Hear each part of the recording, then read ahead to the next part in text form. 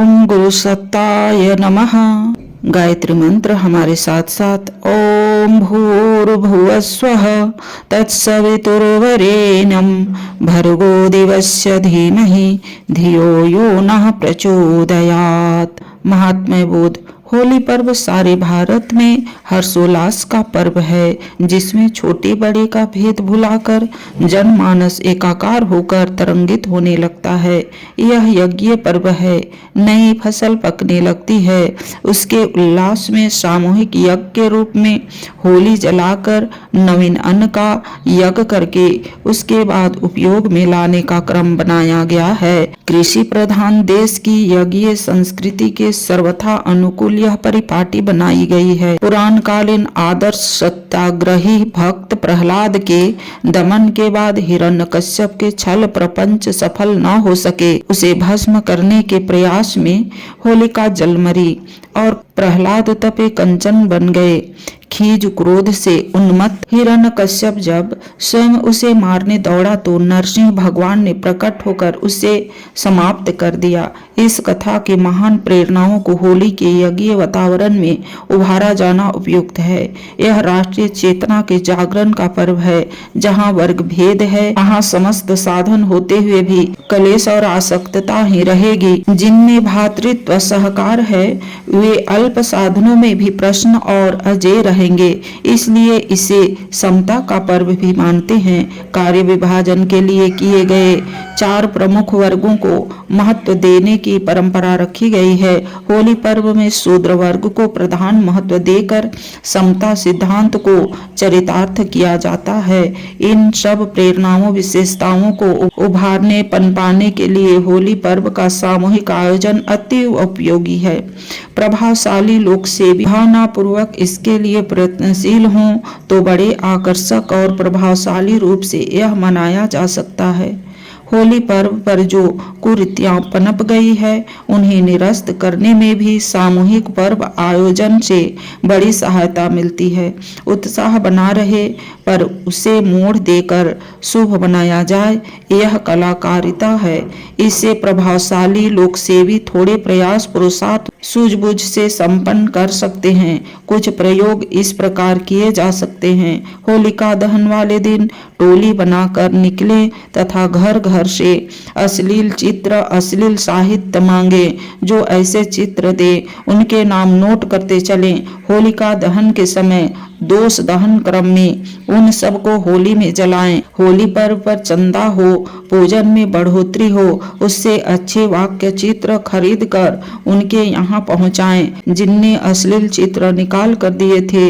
इसके लिए कुछ सद्भावनाशील संपन्नों से अलग से भी अनुदान किया जा सकता है। होलिका दहन के दूसरे दिन सवेरे लोग धूल कीचड़ उछालते हैं। इसे सामूहिक सफाई का रूप दिया जा सकता है। गंदगी की अर्थी निकालने, सामूहिक जुलूस आदि से इस कुप्रथा को मोड़ दिया जा सकता है। ऐसे प्रयोग गांव कस्बों में कुछ साहसी समाजसेवी आसानी से कर सकते हैं। ऐसी स्थिति न दिखे तो केवल पर पूजन से ही संतोष किया जा सकता है। पूर्व व्यवस्था। होली पर्व मनाने के लिए स्थानीय साधनों परिस्थितियों के अनुसार पहले से रूपरेखा बना लेनी चाहिए। सामूहिक पर्व पूजन के लिए परंपरागत होलिका दहन के पूर्व श्यामकाल का समय उपयुक्त रहता है। सूर्यास्त के बाद किसी निर्धारित देवस्थल पर सभी लोग एकत्रित हों। आने वाले सभी नर नारियों को यथास्थान पंक्तिबद्ध बैठाने की व्यवस्था रहे। निम्नांकित सम्मान तथा व्यवस्थाएं पहले से जुटा लें। पूजन मंच आकर्षक हो, उस पर नरसिंह भगवान का चित्र भी हो। सामान्य पूजन सामग्री के साथ समता देवी के पूजन के लिए चावल की 3 ढेरियां पूजा मंच पर पहले से लगा कर रखें। मातृभूमि पूजन के लिए मातृका पिंड मिट्टी का छोटा ढेला भी रखें। स्वास्तिवाचन पुष्पांजलि आदि के लिए पर्याप्त मात्रा में पुष्प अक्षत रहे। नवान यज्ञ के लिए गेहूं की बाल, चने के बूट आदि तैयार रहे। इन्हें भूनकर चीनी की गोलियां इलायची दाना के साथ मिलाकर प्रसाद बांटा जा सकता है। कर्म व्यवस्था। पर्व आयोजन स्थल पर सबको यथास्थान बिठाकर संगीत आदि संक्षिप्त उद्बोधन से प्रेरणाप्रद वातावरण बनाकर पर्व पूजन क्रम आरंभ किया जाए। सामान्य क्रम पूरा करने के बाद भगवान नरसिंह का आवाहन करके षोडशोपचार पूजन करें।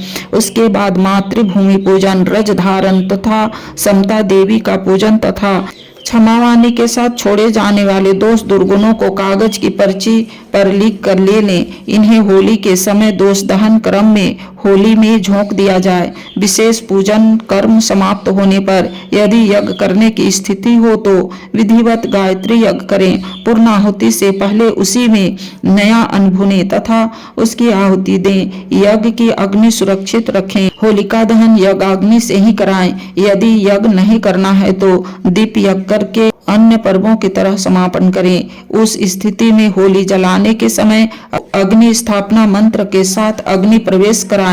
नवान उसी में भुनें तथा उसकी आहुति डालें।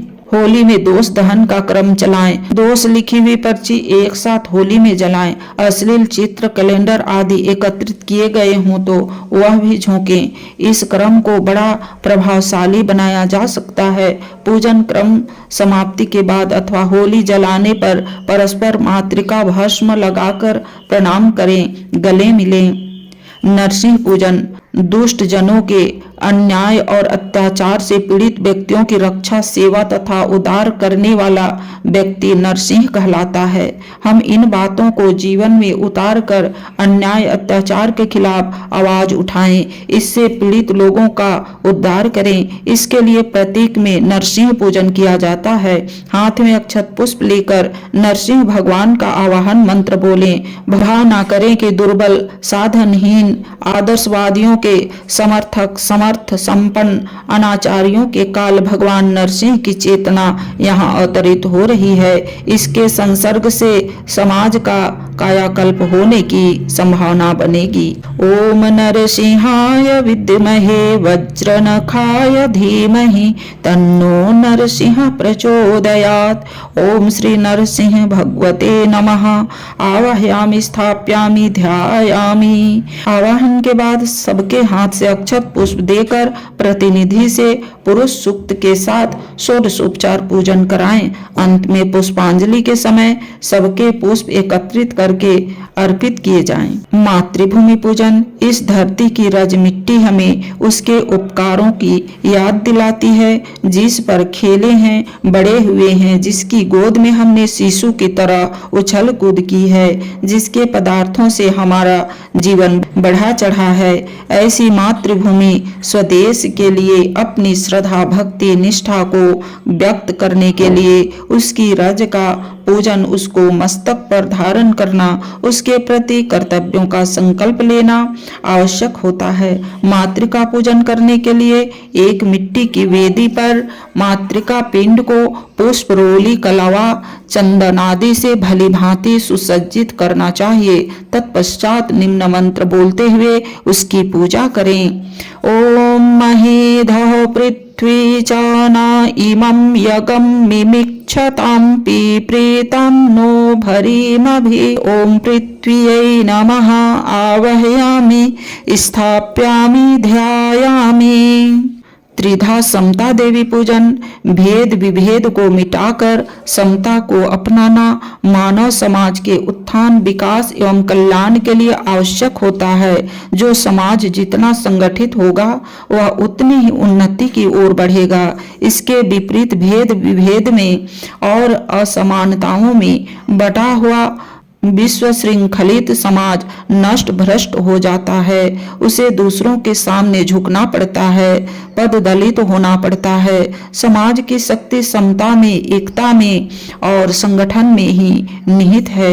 एक चौकी पर चावल की 3 ढेरी रखकर उनका निम्नस्थ मंत्रों से विधिवत पूजन करना चाहिए। स्मरण रहे, एक ढेरी लिंग भेद को मिटाने के प्रतीक है, दूसरी जाति भेद और तीसरी अर्थ भेद अर्थात असमानताओं को दूर करने की प्रतीक है।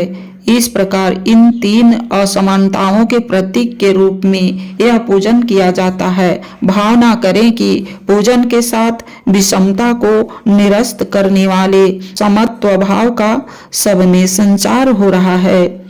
ओम अम्बे अम्बिके अम्बालिके नामानयति कश्चन सत्य सर्वकः सुभद्रिकां काम्पीलिवासिनीम्। पूजन के बाद यदि समय हो तो यज्ञ करें, अन्यथा दीप यज्ञ करके आगे का क्रम वहीं पूरा कर लें। यदि होली के स्थल पर भीड़ हो, नियंत्रित रखते हुए प्रेरणा संचार की स्थिति हो तो ही वहां के लिए अगले क्रम जोड़ें, अन्यथा पूजा स्थल पर ही सारे उपचार भाव भरे वातावरण में करा लें। होली परंपरागत ढंग से ही जलने दें, स्थिति के अनुरूप ही निर्धारण करें।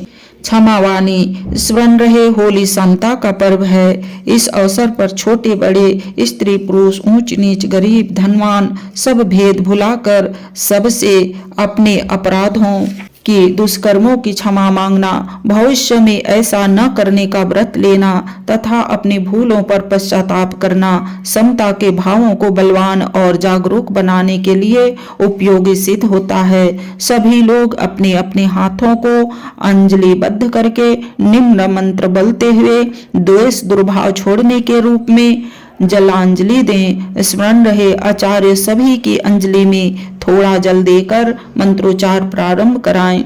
ओम मित्रस्य मा चक्षुषे छध्वमग्नयः सगराः सगरास्थ सगरेण नामना रौद्रेणानिकेन पातमागन्यः प्रीतिमागन्यो गोपायतमा नमोऽस्तु मामाहि गंशिष्ट। मंत्रोच्चार के बाद अंजलि का जल सब लोग भूमि पर छोड़ दें और जिनके प्रति भी मन में जो द्वेष दुर्भाव हो उसे त्याग दें। रज धारण मातृभूमि की रज मस्तक पर धारण करके हम उसके प्रति अपना सम्मान ही प्रकट नहीं करते वरन अपना जीवन धन्य बनाते हैं। उसे जीवन में महत्वपूर्ण स्थान देने के लिए मस्तक, कंठ, हृदय, भुजाओं में धारण करते हैं। इससे तात्पर्य यह है कि उन अंगों के रहते हुए हम मातृभूमि के प्रति कर्तव्य उत्तरदायित्व से विलग न हों। सबके बाएं हाथ में थोड़ी थोड़ी मिट्टी पहुंचाएं। मंत्र के साथ ललाट, कंठ, बाहु एवं हृदय आदि में लगाएं। ओम त्रयायुषं जमद्गने इति ललाटे, ओम कश्यपस्य त्रयायुषं इति ग्रीवायां, ओम यद देवेषु त्रयायुषं इति दक्षिण बाहुमूले, ओम तनो अस्तु त्रयायुषं इति हृदये।